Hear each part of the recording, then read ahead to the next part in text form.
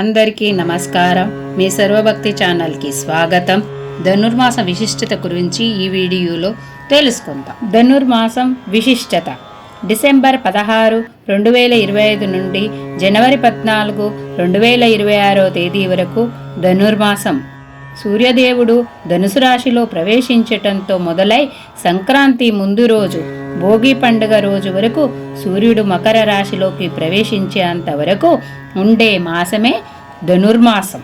తిరుమల శ్రీ వెంకటేశ్వర స్వామి మాసోత్సవాల్లో అత్యంత ముఖ్యమైనదిగా భావించే ధనుర్మాసం డిసెంబర్ 16వ తేదీన ప్రారంభమై జనవరి 13న ముగియనున్నాయి. డిసెంబర్ 16వ తేదీ నుండి స్వామివారికి నిర్వహించే సుప్రభాత సేవ స్థానంలో తిరుప్పావై నివేదిస్తారు. ఆలయాల్లో పండుగ వాతావరణం నెలకొంటోంది. వైష్ణవులు ధనుర్మాస వ్రతానికి శ్రీకారం చుడతారు. విష్ణుమూర్తికి ప్రీతికరమైన మాసం ధనుర్మాసం. గోదాదేవి ఆండాల్ మార్గళీ వ్రతం పేరుతో ధనుర్మాసమంతా విష్ణువ్రతం చేపట్టి స్వామిని కీర్తించింది. ధనుస్ సంక్రమణ రోజు స్నానాలు, పూజలు, జపాలు చేయడం మంచిది. సూర్యాలయాలు, వైష్ణవాలయాలు సందర్శించడం శుభప్రదం. విష్ణు ఆలయాలలో ఉదయం పూట అర్చనలు చేసి నివేదనలు చేసి వాటిని పిల్లలకు పంచుతారు. దీనిని బాలభోగా అని పిలుస్తారు. ధనుర్మాసం అంటే దివ్య ప్రార్థనకు అనువైన మాసం అని అర్థం. ధను అనగా దేని కొరకు ప్రార్థించడమే అనే అర్థం. ఆండాలమ్మ పూజ, తిరుపావై పఠనం, గోద కళ్యాణం, ప్రసాదాలు మొదలైనవి ద్రావిడ దేశ సాంప్రదాయమే అని పెద్దలు చెప్తారు. తిరుమలలో ధనుర్మాసం నెల రోజులు సుప్రభాతం బదులు తిరుప్పావై గానం చేస్తారు. సహస్రనామార్చనలో తులసీ దళాలకు బదులు బిల్వపత్రాలను ఉపయోగిస్తారు.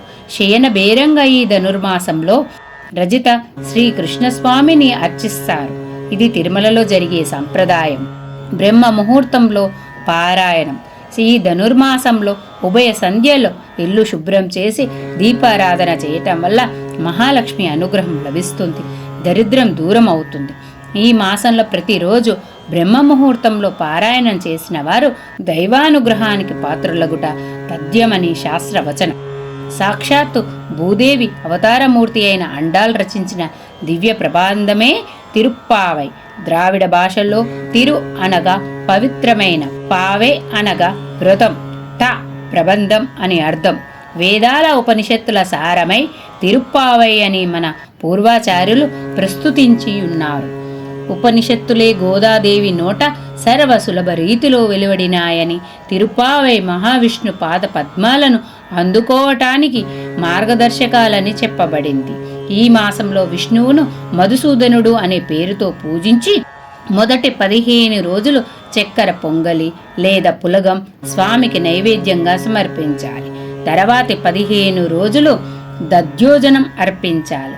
పెళ్ళీడు అమ్మాయిలు తమ ఇండ్ల ముందు ముగ్గులు, గొబ్బిళ్లతో పూజలు చేయటం వలన కోరిన వరుడు లభిస్తాడు.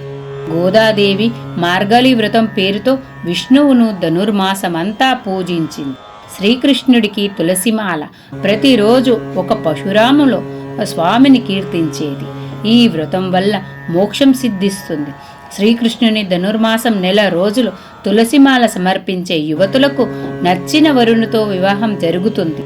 ధనుర్మాస వ్రతం దీని గురించి మొదట బ్రహ్మదేవుడు నారద మహర్షికి వివరించినట్లు పురాణ కథనం.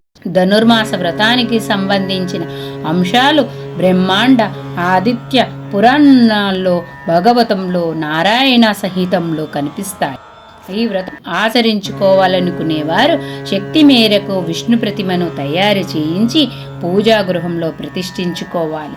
ప్రతిరోజు సూర్యోదయానికి ముందు లేచి స్నానాధికాలు ముగించాలి. పంచామృతాలతో శ్రీ మహావిష్ణువును అభిషేకించాలి. అభిషేకానికి శంఖం ఉపయోగించడం మంచిది. తర్వాత తులసి దళాలు, పూలతో, అష్టోత్తర సహస్రనామాలతో స్వామిని పూజించి నైవేద్యం సమర్పించాలి. ఈ నెల రోజులు విష్ణు కథలను చదవటం, తిరుప్పావై పఠించటం చెయ్యాలి. నెల రోజులు చేయలేని వారు 15 రోజులు, 8 రోజులు లేదా కనీసం ఒక్కరోజైనా ఆచరించవచ్చు.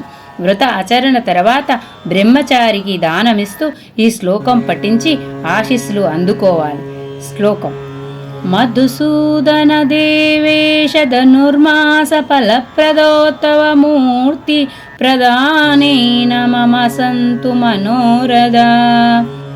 ధనుర్మాస వ్రతం చేయడం వల్ల ఇహలోక సుఖాలు, పరలోక మోక్షం పొందుతారు. ఆత్మ పరమాత్మను చేరడానికి ఉపకరించేదే ధనుర్మాస వ్రతం. ప్రాచీన కాలం నుంచి భారతీయులందరూ ఈ వ్రతాన్ని ఆచరిస్తున్నారు.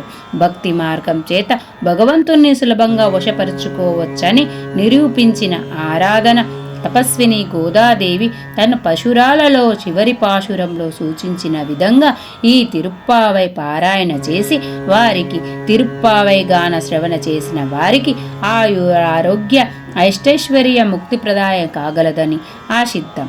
ఈ మాసంలో వేకువనే చేసే పూజలో ప్రసాదంగా పులగం, పాయసం, దద్దోజనం సమర్పిస్తారు. చలికాలంలో కడుపులో జఠరాగ్ని పెరిగి తద్వారా ఆకలి పెరుగుతుంది. ఈ జఠరాగ్ని సాత్వికాహారం తీసుకోవడం వల్ల చల్లబడుతుంది. పాలు, పెరుగు, పెసరపప్పులతో చలువ చేసే గుణం ఉన్నందువలన ప్రసాదంగా వాటిని వినియోగించటం జరుగుతుంది.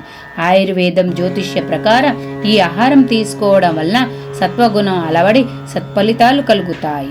వివాహం కాని మంచి కోరికలు కలిగిన వారు తిరుప్పావై పారాయణం చేయడం వలన అవి ఫలిస్తాయని భావిస్తారు. విష్ణుచిత్తుడి కుమార్తె అయిన గోదాదేవి మానవ మాతృలని కాక రంగనాథుణ్ణే వివాహం చేసుకుంటానని దీక్ష బూనుతుంది. ఆ కారణముగా ఆమె ధనుర్మాసంలో వేకువనే లేచి నిత్యం విష్ణు పూజ చేస్తూ తనకి కలిగిన అనుభవాన్ని, భావాన్ని ఒక పద్యం అనగా పాశుర రూపంలో రచించేది. అలా 30 పాశురాలను మాసంలో రచించి వాటిని విష్ణువుకు అంకితం చేసింది. వెంటనే విష్ణువు ప్రత్యక్షమై ఆమెను శ్రీరంగం రమ్మని చెప్పగా ఆమె కోరికపై ఆమె తండ్రి గోదాదేవిని తీసుకొని శ్రీరంగం చేరి రంగనాథ స్వామితో వివాహం జరిపిస్తాడు. వివాహం జరిగినంతనే గోదాదేవి రంగనాథుని పాదాల చెంత మోకరిల్లి స్వామిలో కైకర్యం అయిపోతుంది. ధనుర్మాసంలో వివాహాలు ఎందుకు చెయ్యరు? రవి ధనురాశిలో ప్రవేశించి మకరంలోకి వెళ్ళే సమయం ధనుర్మాసం. ధనుసు మీనంలో రవి ఉన్నప్పుడు, రవిరాశి అయిన బృహస్పతిలో ఉన్నప్పుడు ఏ శుభకార్యం జరపకూడదు. కేవలం పండుగ వాతావరణంతో అంతా సంతోషంగా ప్రశాంతంగా ఉండగలుగుతారు. ఈ మాసంలో ఎక్కువగా సూర్య పూజలు చేస్తారు.